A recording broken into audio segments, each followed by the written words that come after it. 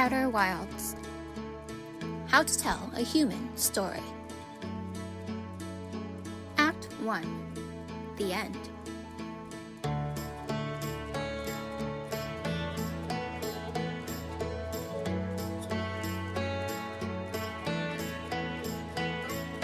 All things come to an end.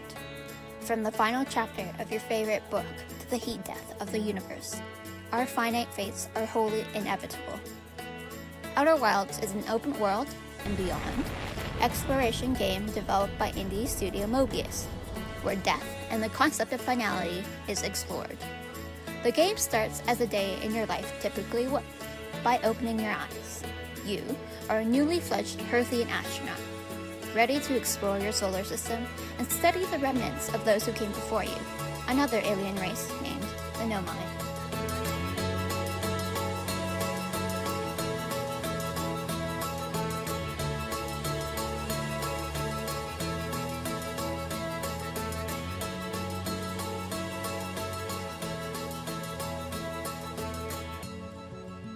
On the way to pick up the launch codes to embark on your journey into space, you pass by a Nomai statue which ominously turns to look at you. With no leads as to why or how this occurred, you make your way into your spaceship and set out into the great expanse beyond, where you can explore freely. 20 minutes and 30 seconds into your first day on the job, an echoing, melancholic tune begins to play. As the track rounds out to a close minute and a half later, anticipation consumes you. No matter where you are, what you have done or have yet to do, 22 minutes into your first day on the job, you die. The resident star of your solar system supernovas, eviscerating all its surrounding life in the process. You, every other living being, and the several celestial bodies within your solar system are all reduced to atoms.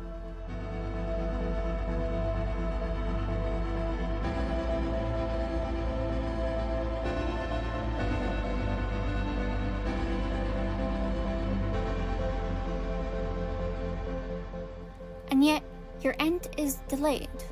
Time resets as you watch the events of the past 22 minutes replay through the three eyes of the Nomai statue which you connected with earlier that day. As time catches up with you, you awake once more next to the same crackling campfire and the same marshmallow roasting friend. If you talk to them, nothing seems amiss. You, and seemingly you alone, are now doomed to repeat the next 22 minutes over and over again, forever.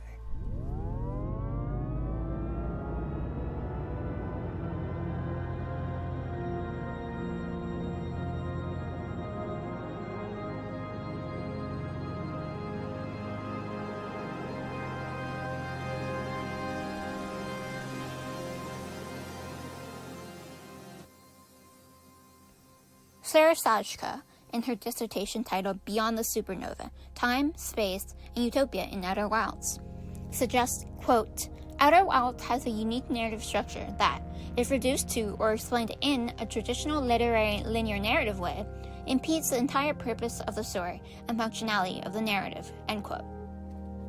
Sajka references Mary Lorine's Beyond Myth and Metaphor, the case of narrative in digital media, to define the dichotomy between exploratory play versus ontological play. In exploratory games, our choices don't make significant impacts on the game world and narrative. Ontological games are the opposite. Our choices affect the game's narrative and history directly, usually resulting in multiple branching narratives. Ryan believes that exploratory and ontological narratives cannot exist within the same piece of media. Yet, Sajka goes on to argue that Outer Wilds seems to be an outlier, where both narrative states exist at once. Quote, as it relates to Outer Wilds specifically, there are both exploratory and ontological factors of it. Much of the game is strictly exploratory. As the time loop goes on, the player's actions have no historical significance, and they are simply left to explore the world.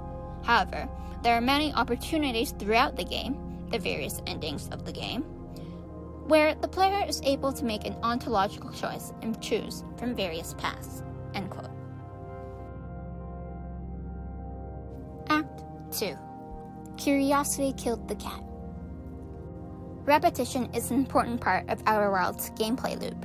Lluís, in his paper titled Narrative Time in Video Games and Films, denotes that, quote, there is no middle ground. In many games, the actions of a player are irreversible, and a previous situation cannot be repeated. In others, it is not only possible but necessary to keep on trying until the solution is found. And this is an option established in the rules of the game and used by the player. End quote. Outer Wilds falls mostly into the latter category, as you greatly benefit from visiting the same locations multiple times. However, its differences lie in its lack of necessity. You technically don't ever have to visit the same location twice, but the option is offered to you through narrative and intrigue. By giving you the tools to track gathered information in character, Outer Wilds manages to break down the knowledge disparity paradox between player and player character. After each time loop, there is always one singular repeating anomaly. Giant Steep, an ocean planet shrouded with green storm clouds, hosts an orbiting Nomai satellite called the Orbital Probe Cannon. As your eyes open for the nth first time, the first thing you see is the green planet, along with its orbiting satellite. As soon as you open your eyes, the Orbital Probe Cannon explodes, as it sends the probe out into an infinitely random direction in space. This event is the first clue to the reason behind what is triggering this bending of space-time, and why. After that singular hint, you are given free rein to explore every crevice of the solar system, and even beyond. In fact, if you're fast enough, you can even catch up with the probe from the start of your time loop, although it isn't interactable. There are multiple explorable astronomical bodies within the system, each one riddled with the Nomai mystery. Because of Outer Wilds' openness, no two initial playthroughs will be the same. This non-linearity implores the player to play however they want to play. Realistically, you don't need all the answers to the solar system's mysteries to end the game. So why do players keep coming back to the mysteries of Outer Wilds and the unfortunate history of Nomai? In Michael Hazen's paper, titled Exploring Narrative Complexity in Outer Wilds, he analyzes how incorporating both a time loop and user agency to the game influences its narrative complexity. Hazen suggests that by giving the player the agency to make a meaningful choice every 22 minutes, death becomes an active and immersive part of the game's storytelling. Quote, in most games, death can be avoided as a player can learn from his mistakes. Outer Wilds seems to be doing something different, as the player is forced into a time loop, and the death of the player is in the end inevitable. End quote. Hazen then goes on to infer the time loop mechanic, though inherently disruptive in nature, never actually disrupts the flow of the narrative of Outer Wilds, as your ship's log acts as a comprehensive aid for the player to store gathered intel. Quote, and even though Outer Wilds contains a complex story, the game never disrupts user agency in favor of narrative advancements, but fully rely on the player to uncover the narrative. End quote. The ship's log gives the player an overview of where they have been, what they have and have not yet learned, and each of your finding connections to each other, aptly represented with a node link diagram or link analysis chart. By making the player an active investigator rather than a participant in a linear narrative, time loop does work as a sense of immersion, which would otherwise feel as though it were missing. Hazen states that, quote, although the player disrupts linear time by choosing different paths, dying, or is disrupted by the system when the sun explodes, the high degree of local agency in combination with your agency never being taken away gave me a sense of being part of the narrative. End quote. Act 3. Alone Together. Through your various astronomical and historical discoveries, you meet the other 5 astronauts within the Outer Wilds Ventures team. They are scattered throughout the solar system, and they are all musically inclined. As you unravel the mystery of what happened to the Nomai and why you are stuck in a permanent time loop, your Hearthian companions provide a comfort of home. They act as a reminder of what you, the player character, holds dear. There is distinct bittersweetness to this, as your friends do not know what is about to become of them in 22 minutes. Well, most of them don't. Gabbro, resident on Giant's Deep, seems to have had a similar interaction with the Nomai statue as you did, linking you both within the same time loop. If you manage to speak with Gabbro on your first loop, their dialogue will be similar to that of the player characters, blissfully unaware of the impending doom. After the first loop, Gabbro's calm attitude does not cease. They, at least for now, would rather lie down, rest, and enjoy the beauty of music, rather than worry about their permanently unattainable death. They will then teach you how to meditate, which essentially works as a loop reset mechanic. Another astronaut who becomes aware of not only our star's imminent death, but the death of the universe as a whole, is Chert. They reside on one of the highermost ridges on the Ember Twin, where they are active in their studies of cosmology. When first speaking with Chert, they inform you of their current task of updating the Herthian star charts, and they remark that while observing the stars, they have seen a couple of supernovae today alone, which is incredibly rare. Chert is relatively positive, confident, and inquisitive at this point, as they are presently unaware of what is to come.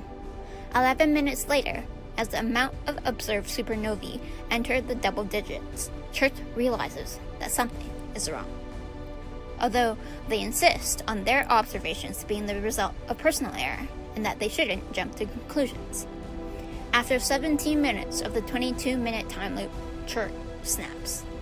They assert that all the stars in the universe are dying, exclaiming, quote, "Our sun, by her name, we're gnats," end quote.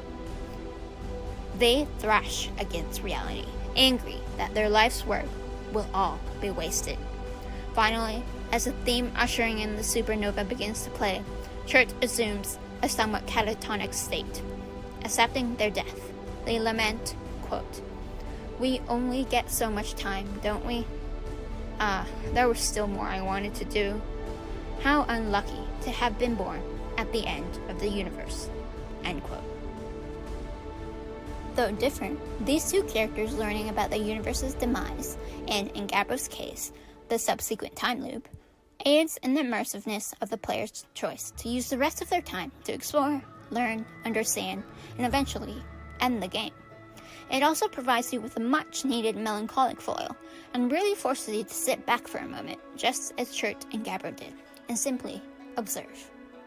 A distinctly memorable moment in my own first playthrough of Outer Wilds was roasting marshmallows at Chert's side, waiting for a star to supernova. It was a profoundly emotional experience that I will always remember. And yet, it provided no mechanical value to me outside of absolute immersion. Act 4. Transcendental Existentialism. Existentialism in its many forms persists throughout Outer Wilds. Not only are you an active participant in your own existential dread or nihilism, but you also have the pleasure of reading through the Nomais. By reading translated Nomai writings, we learned that they came from another solar system to the Herthians, and died off hundreds of thousands of years before the Herthians were ever able to evolve and grow sentient. The Nomai knew that the universe was dying, and in an attempt to save it, they were trying to find the eye of the universe, which happens to be relatively close to our system. Without the exact coordinates to the eye nor the means to get them, the Nomai settled on the various other planets within the system. From there, they began crafting the means to get the coordinates by constructing several important interconnected pieces of advanced technology. The orbital probe cannon to send out a probe, the Ash Twin project to manipulate space-time, resulting in the sending of the individual back in time by 22 minutes, and finally the Sun Station to attempt to force the Sun to supernova early, so enough energy could be produced to activate the previous two facilities. The plan was, in theory, to create a time loop, where data learned in previous loops is tracked through the orbital probe cannon, and after however long it takes, the eye would eventually, through sheer probability, be found. Unfortunately, the Sun Station failed, and the Nomai could not find a way to produce the necessary energy. Before they could find a new solution to complete their mission, they would be wiped out by the system's comet, the Interloper.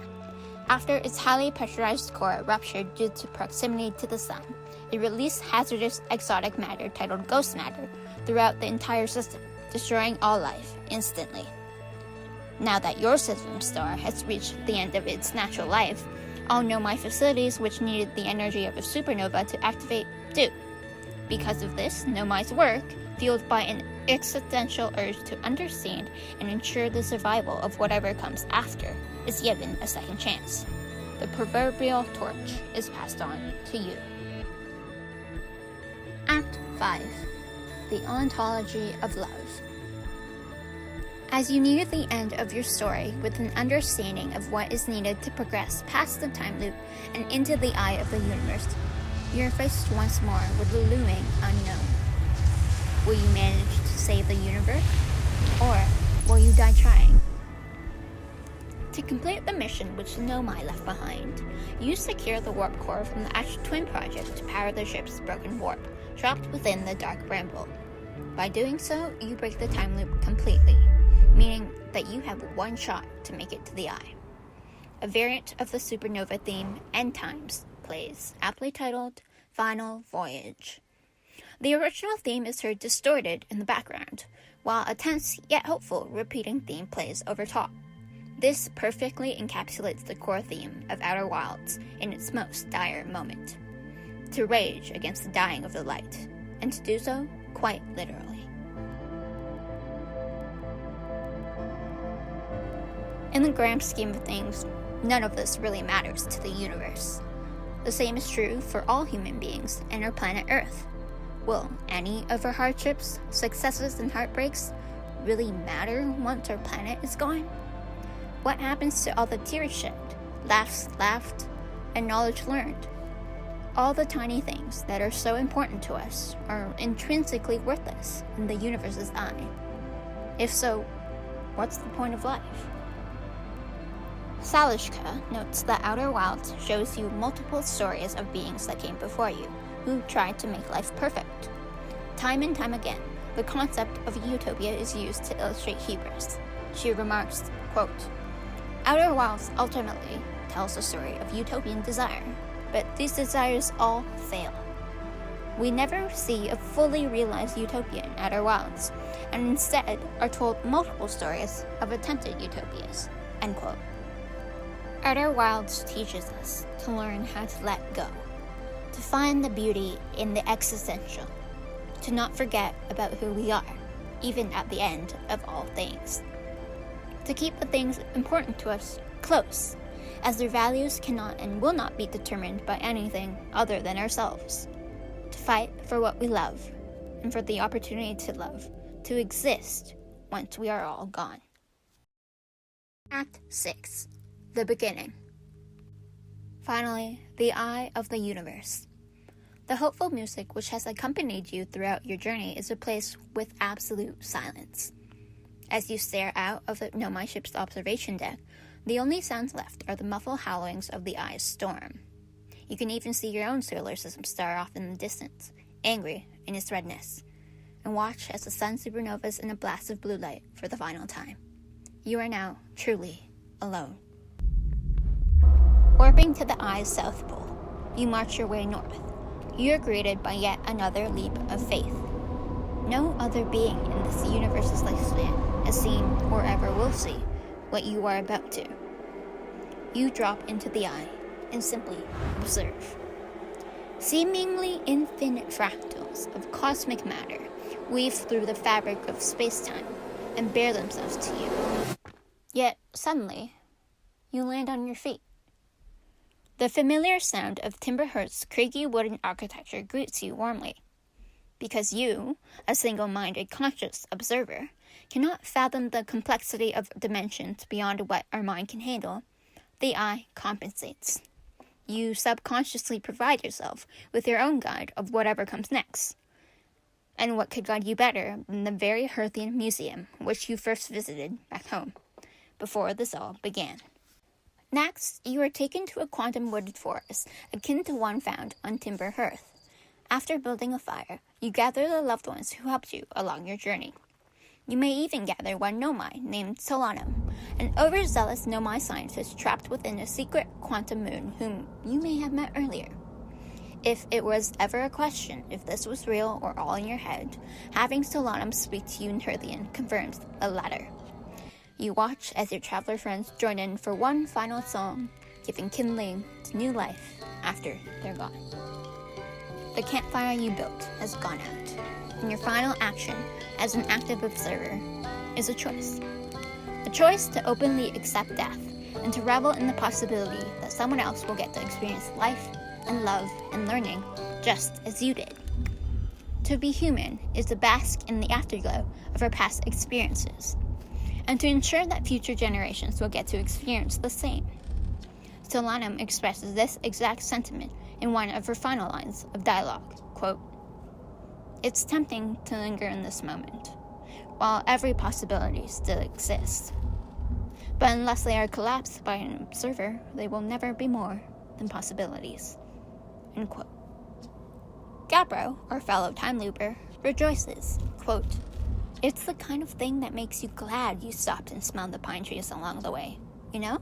End quote. While Chert, who was cursed to have a mental breakdown every 22 minutes, has had a change of heart.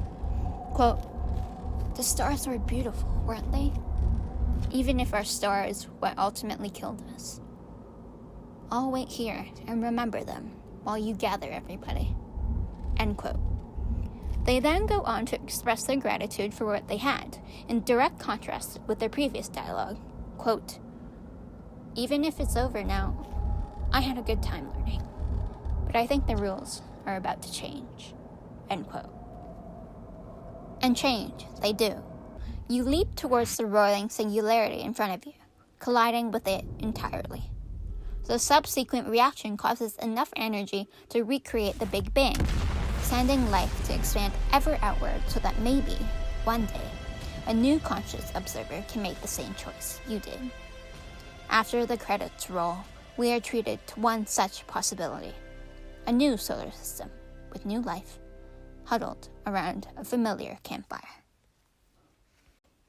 All things come to an end, but an end does not have to be scary, sad, nor happy. An ending is simply that, an ending, and that's okay. The possibility of something new spreading from the remnants of what came before is enough. Even if nothing ever spreads again, that is also enough. There is power in acceptance and finding peace with what you have. Through the utilization of integrated immersive narrative, clever game design, and rich world building, Outer Wilds teaches us what it means to be human. It reminds us to find our own importance in our infinite universe, to give and receive love unabashedly, to take a moment to relax and breathe in the beauty of life around you, and maybe even to take a seat by the warmth of a campfire and roast a marshmallow or two.